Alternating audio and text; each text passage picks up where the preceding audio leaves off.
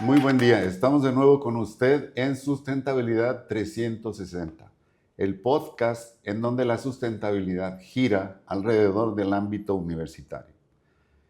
Esta mañana tenemos con nosotros al doctor Ángel Rincón Rodríguez, quien es doctor en Ingeniería Ambiental y es profesor investigador de la Universidad Nacional de Asunción en Paraguay.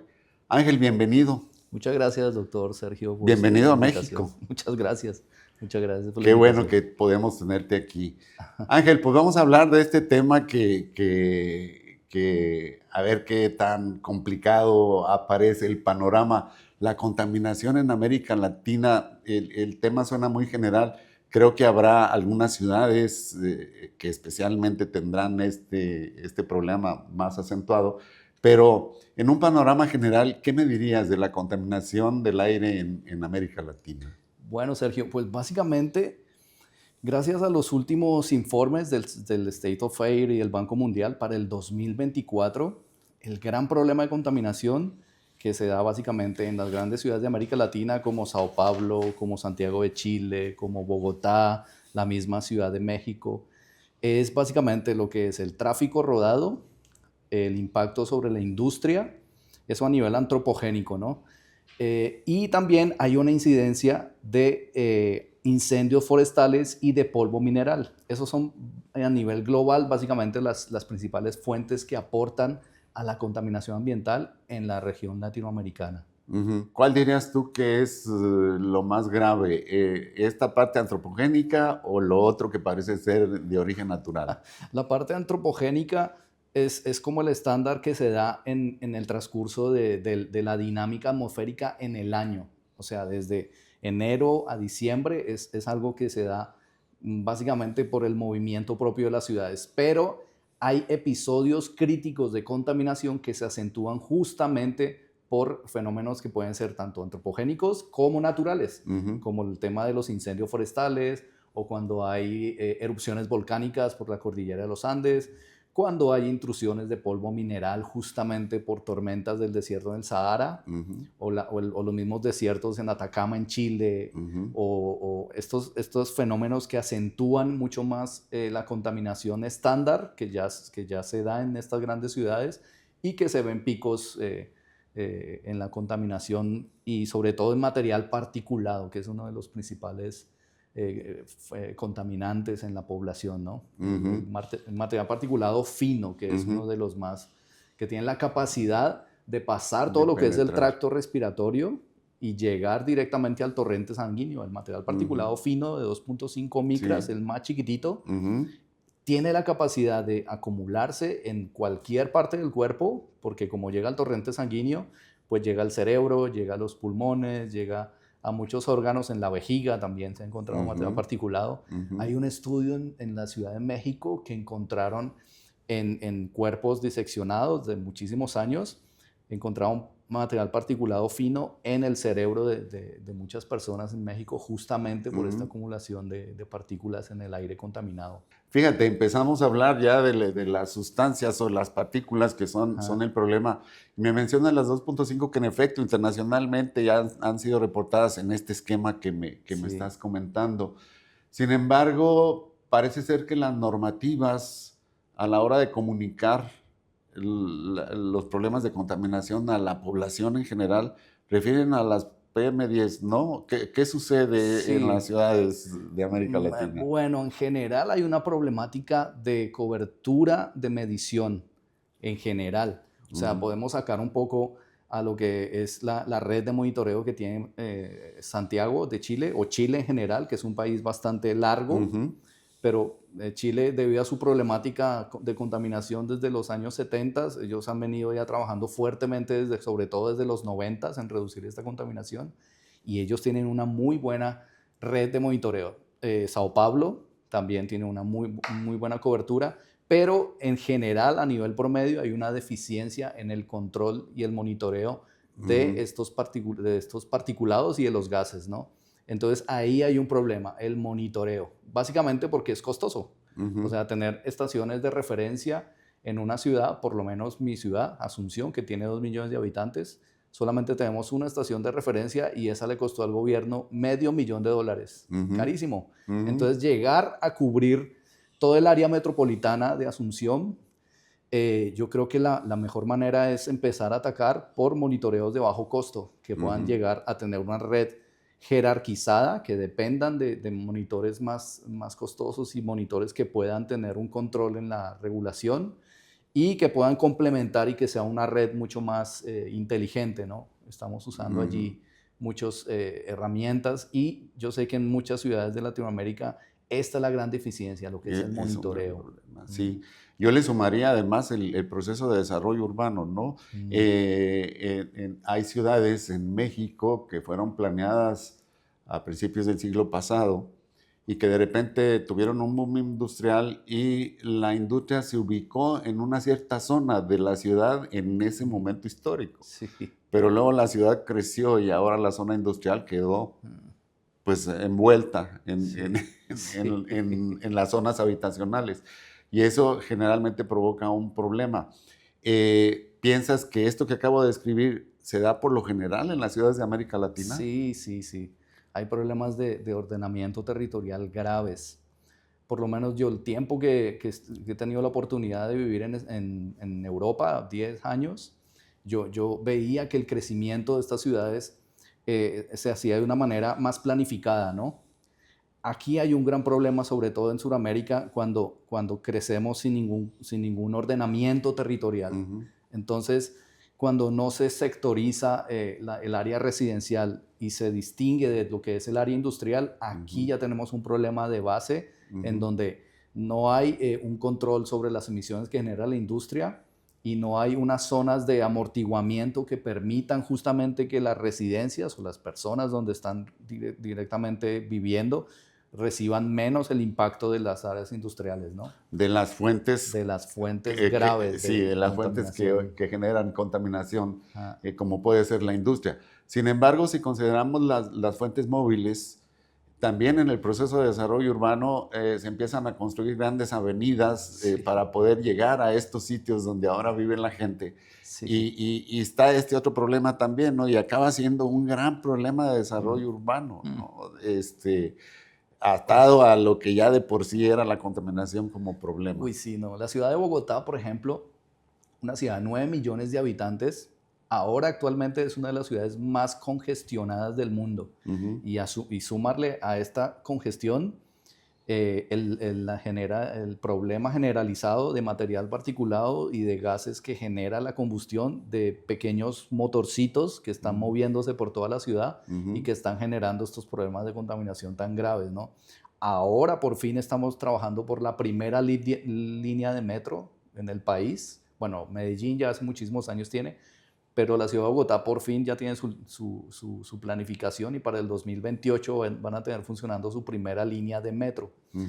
Aquí hay un problema muy grave con el tema de tráfico en la ciudad de Bogotá y también se está trabajando por medidas de control, de etiquetado de los vehículos que por el número de partículas no pueden entrar a ciertas zonas de la ciudad o no pueden andar por diferentes épocas del año, ¿no?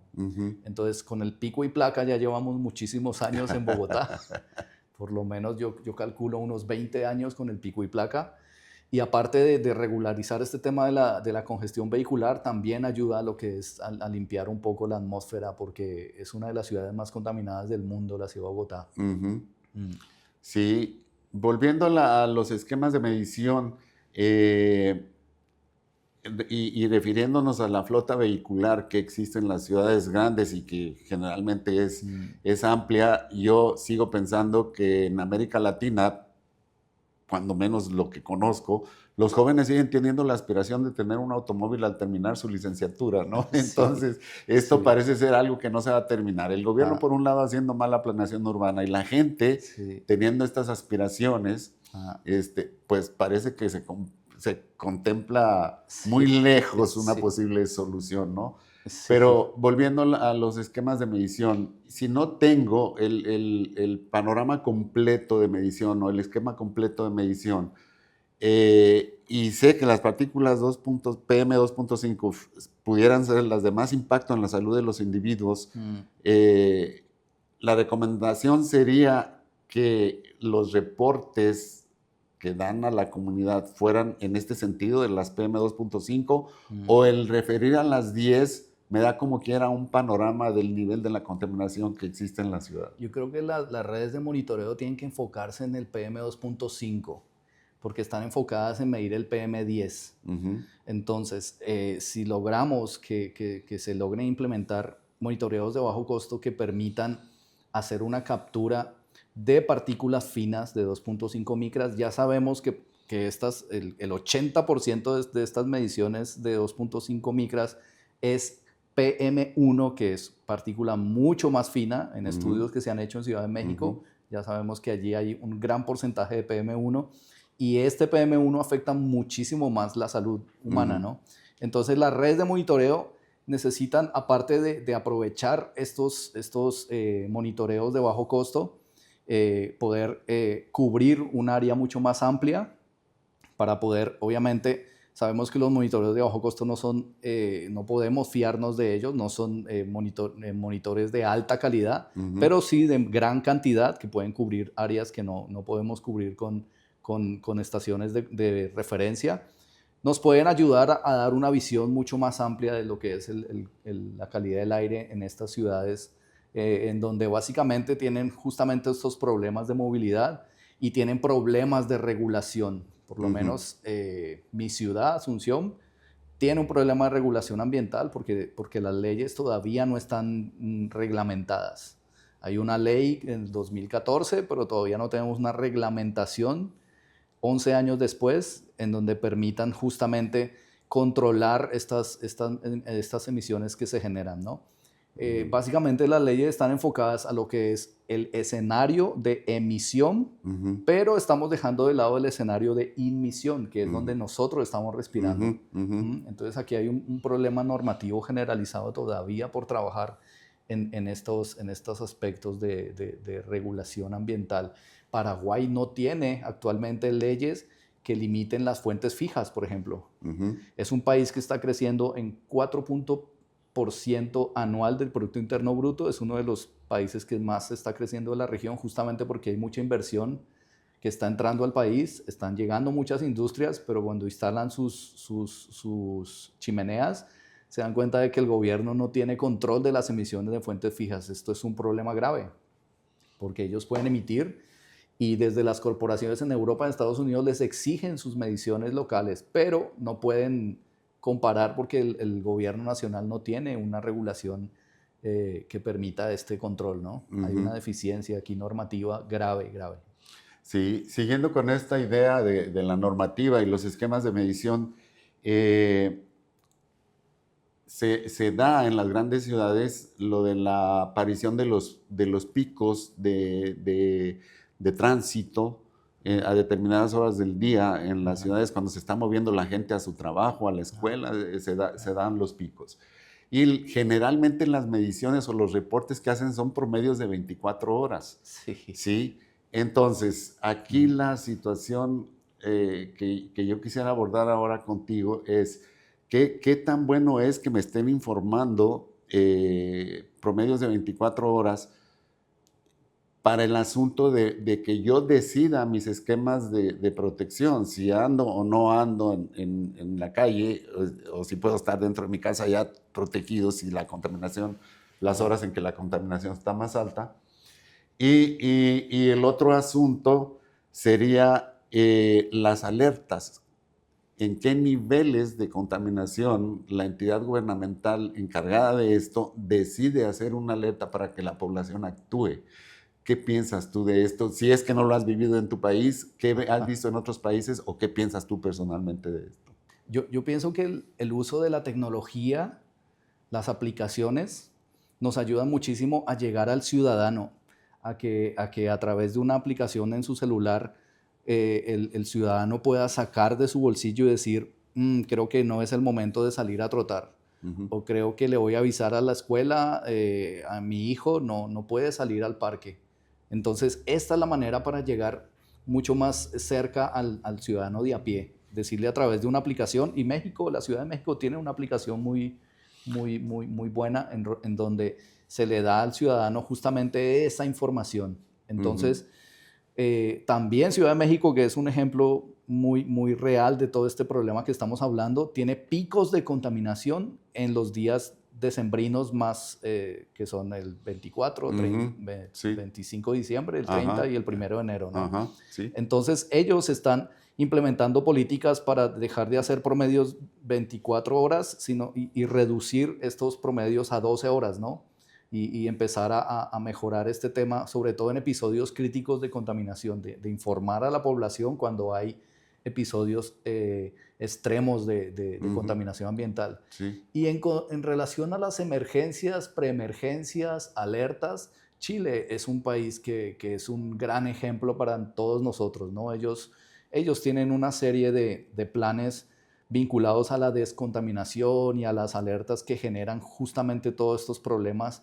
Ellos, desde el centro de Santiago hasta el sur, a 1.700 kilómetros al sur del país, ellos tienen un problema por contaminación generado por la leña, ¿no? Por la cocción de leña, justamente porque necesitan ellos su calentamiento para Leña como combustible. Leña como combustible, justamente para cocinar y para calefaccionarse, ¿no? Entonces ellos han venido implementando una serie de planes de alertas, prealertas, emergencia ya cuando se generan estos focos específicos de contaminación, y ellos han venido trabajando en estos procesos de descontaminación y de alerta a la población que genera este tipo de problemas, ¿no? En el mundo actualmente ellos están siendo los líderes en la reconversión energética de todas estas cocinas de leña, ¿no? Más de 200,000 cocinas están cambiando ellos actualmente en Chile, y eso es un ejemplo regional y mundial en relación a esta reconversión energética, y también están otorgando muchos subsidios justamente a la gente que necesita mejorar su eficiencia energética, ¿no? Su aislamiento, para poder disminuir el consumo de leña y poder atacar mucho más lo que es el tema del frío, ¿no? Y en Chile específicamente, ¿cómo reacciona la población ante una alerta de niveles altos de contaminación? ¿Están ya entrenados? ¿Están, como se dice que la gente está entrenada cuando hay un terremoto, llega la señal de alerta, ya la gente sabe cómo actuar? En esta situación, la cultura ha sido derramada de tal modo que la gente reaccione de algún modo específico. Sí, justamente. Bueno, yo trabajé muchos años en Barcelona justamente en un sistema de pronóstico de calidad del aire. Nosotros allí trabajamos mucho tiempo por sistemas de modelación atmosférica, donde lo que hacíamos era predecir, como normalmente se hace en el noticiero, ¿no? Que se predice si mañana va a llover, si va a hacer mucho sol. Nosotros allí muchísimos años trabajamos por un sistema de monitoreo de pronóstico de la calidad del aire, que allí se le sumaba lo que era un modelo meteorológico que te da todo el comportamiento de la atmósfera, todas las variables de viento, de radiación solar, de temperatura, humedad relativa, todo lo que suma ese modelo meteorológico. Se le suma también lo que es el modelo de emisiones, entonces todo lo que suma las fuentes fijas, las fuentes móviles, las fuentes de área.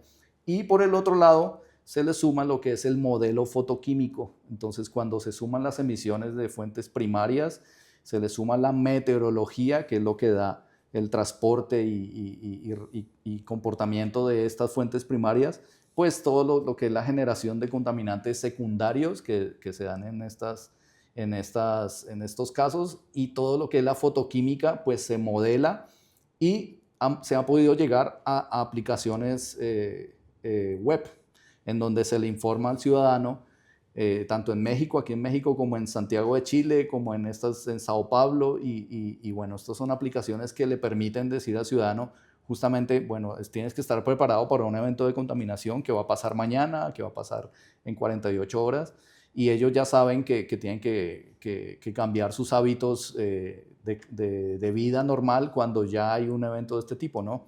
Por ejemplo, cuando hay incendios forestales importantes en Sudamérica, y hace un año lo vivimos, que fueron algo inusual, más de 80.000 focos de incendios sobre toda la Amazonía, que afectó a lo que fueron Bolivia, Argentina, Paraguay, Brasil.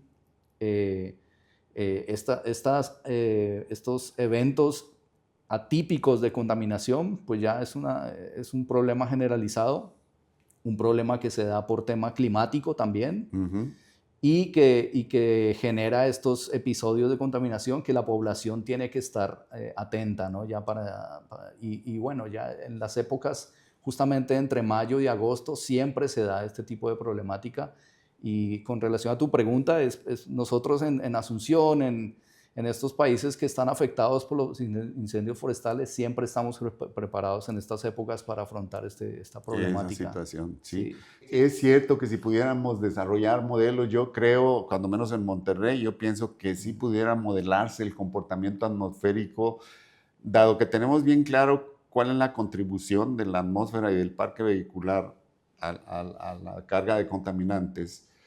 Y también conocemos más o menos cómo es el comportamiento atmosférico, pues pudiéramos llegar a tener modelos como los que describes. Sí. Porque yo te puedo decir, por ejemplo, como encargado de la sustentabilidad de la universidad, esta universidad tiene atletas de alto rendimiento. Tenemos gente que va a los Juegos Olímpicos o a los Juegos Panamericanos. Entonces, qué bueno pudiera ser para mí poder lanzar una alerta a la gente que de repente anda entrenándose al aire libre cuando los niveles de contaminación están muy altos. Pero si me dan promedios de 24 horas Sí. que ya pasaron, Sí. O cuando me dan el reporte mensual me dicen que en este mes tuve tantos días fuera de la norma, Sí. pues entonces como que la información Sí. no sirve para aquello de cuidar la salud de la población, no Exactamente, tanto sí. estar monitoreando los esquemas Sí. de acumulación de contaminantes en la atmósfera, no, en la ubicación de la salud de la población. Sí. Difícilmente creo que podremos llegar a tener un óptimo de eso. Habrá que observar de cerca el comportamiento del sistema chileno para copiar lo que sea necesario copiar. Sí. Yo pienso que la academia tiene que buscar ser más participativa, tratar de llegar al gobierno, que son los que toman la decisión, los que implementan políticas y los que justamente de alguna manera cambian estas problemáticas que actualmente se ven en nuestra región, ¿no? Entonces, la ciencia tiene que ser participativa, en donde todos nos involucremos y trabajemos por mejorar y disminuir estos problemas que nos afectan a todos. Sí. Pues yo pienso que hay cosas que son difíciles de abordar. Cuando la economía entra a este cuento, se desvirtúan algunas de las situaciones, porque, por ejemplo, se puede dar una alerta y que la población tome medidas o la industria.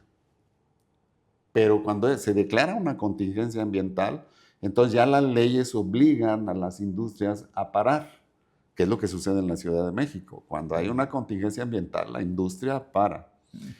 Y aquí la decisión sería, bueno, si lanzo una alerta o una contingencia, la industria para, la economía se afecta, los trabajadores pueden tener, no sé, impacto en sus salarios si la empresa decide no trabajar o X cosas que puedan darse ahí.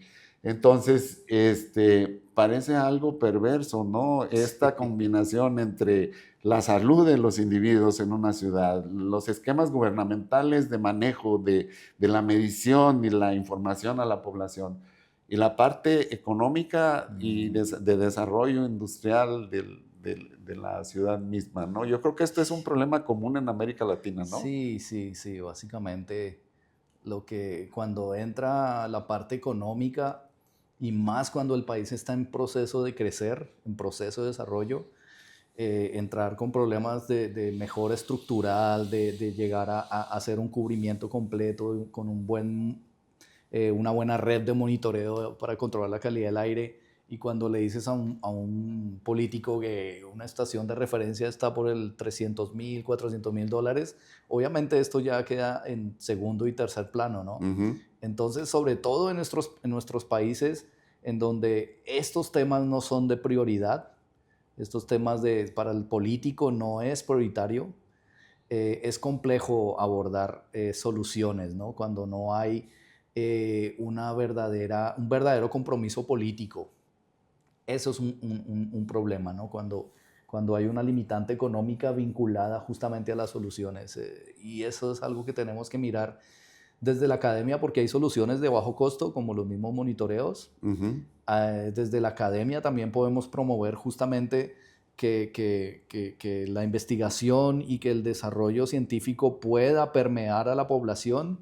Los mismos monitoreos de bajo costo no necesitan un gran dominio científico técnico para controlarlos. Los mismos activistas, los mismos ciudadanos pueden tener monitores en su casa, Ujú. y poder llegar a tener una red puede reducir bastante mucho el uso de monitoreos de bajo costo y poder llegar a tener una cobertura importante sin necesidad de invertir tanto, ¿no? Ujú. Yo ataco mucho lo que es el monitoreo, porque hay una gran deficiencia en la región. Si no medimos, no sabemos qué vamos a controlar. Ujú.